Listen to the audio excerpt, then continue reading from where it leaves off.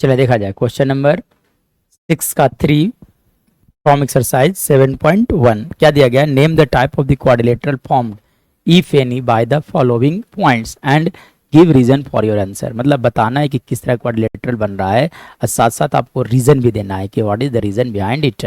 ठीक है, चलो आप देखो तो एक क्वाड्रिलेटरल है, इसका सारा पॉइंट्स दिया गया था। देखो आप देखो यहाँ पे दिया गया ए का कोऑर्डिनेट दिया गया है 4,5, बी का कोऑर्डिनेट दिया गया है 7,6, सी पॉइंट सी का कोऑर्डिनेट दिया गया है दैट इज गिवन हियर 4,3। ठीक है, डी का कोऑर्डिनेट दिया गया 1,2। चलिए अब देखो कैसे फाइंड आउट करोगे।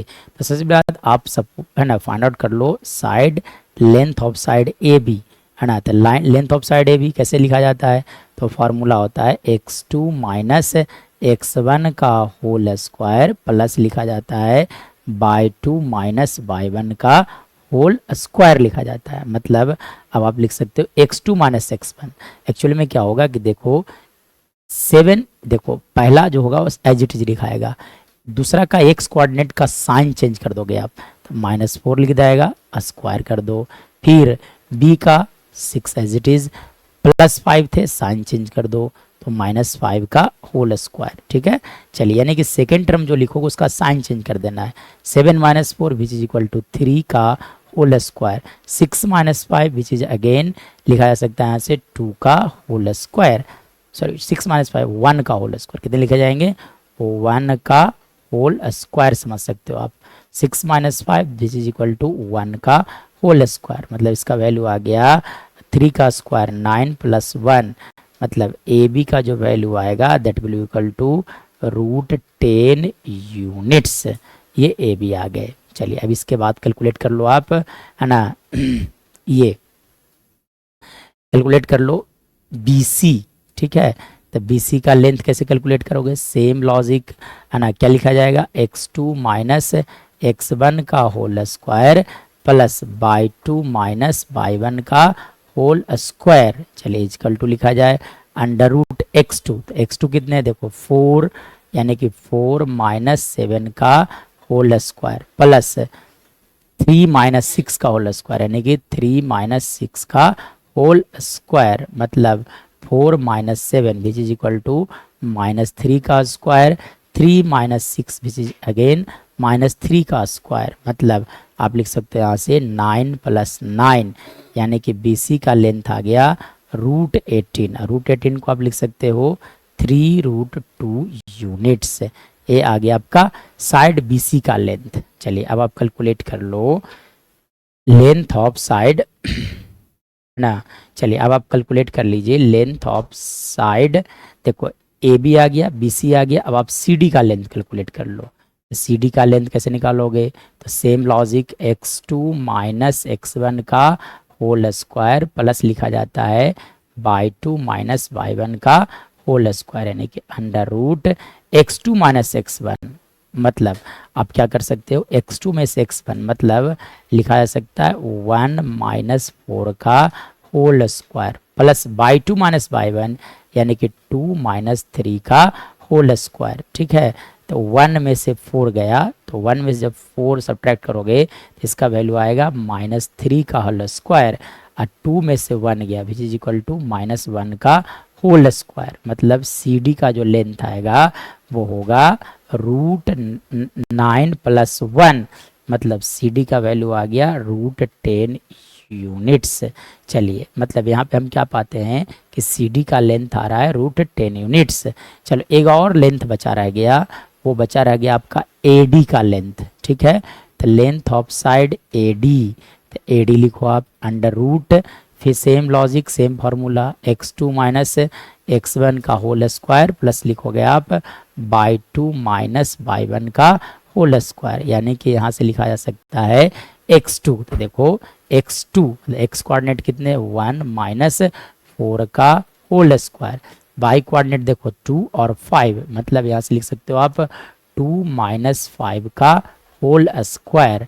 मतलब यहाँ से मैं बात करूँ तो -3 का होल स्क्वायर प्लस -3 का होल स्क्वायर, मतलब ए डी का जो लेंथ आएगा दैट विल इक्वल टू 9 + 9, मतलब AD का लेंथ आ गया 3√2 यूनिट्स। चलो अब देखो यहाँ से, तो साइड AD जो है वो BC के इक्वल है और AB CD के इक्वल है। मतलब यहाँ पे कहा जा सकता है कि ऐसा क्वाड्रिलेटरल बन रहा है जिसका opposite side equal in length है। मतलब from here we can say that, है ना, यहाँ से कहा जा सकता है कि एक ऐसा क्वाड्रिलेटरल जिसका अपोजिट साइड इक्वल होता है। तो अपोजिट साइड इक्वल किसके किसके होते हैं? तो अपोजिट साइड इक्वल होते हैं रेक्टेंगल का भी और पैरेललोग्राम का भी। यानी कि यहाँ से आप देख सकते हो कि साइड AB का जो लेंथ आया √10 that is equal to CD। AB का जो लेंथ है वो CD के इक्वल है। एंड, है ना, and the length of side BC is equal to, है ना, BC का जो लेंथ आया है वो आपका AD के इक्वल आया है और इसका वैल्यू कितना आया है? 3√2 यूनिट्स है। मतलब एक ऐसा क्वाड्रिलेटरल जिसका अपोजिट साइड इक्वल होगा। तो ये स्क्वायर भी हो सकता है और पैरेललोग्राम भी हो सकता है।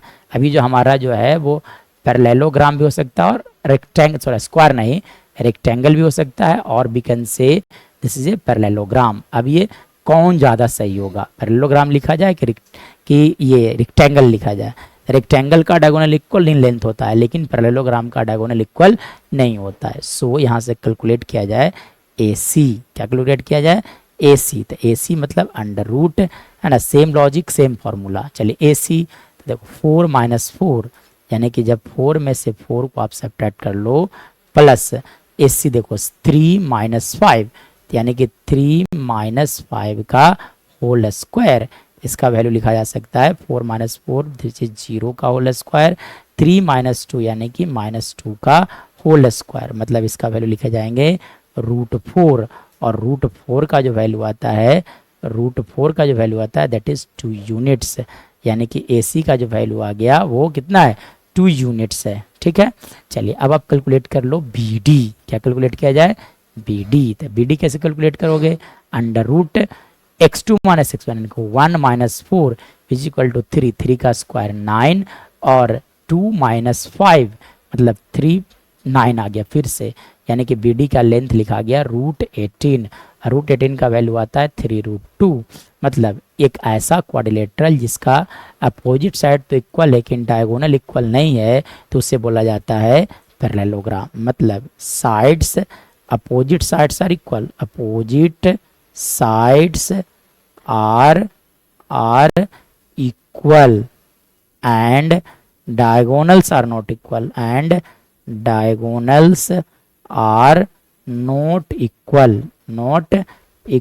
So the given quadrilateral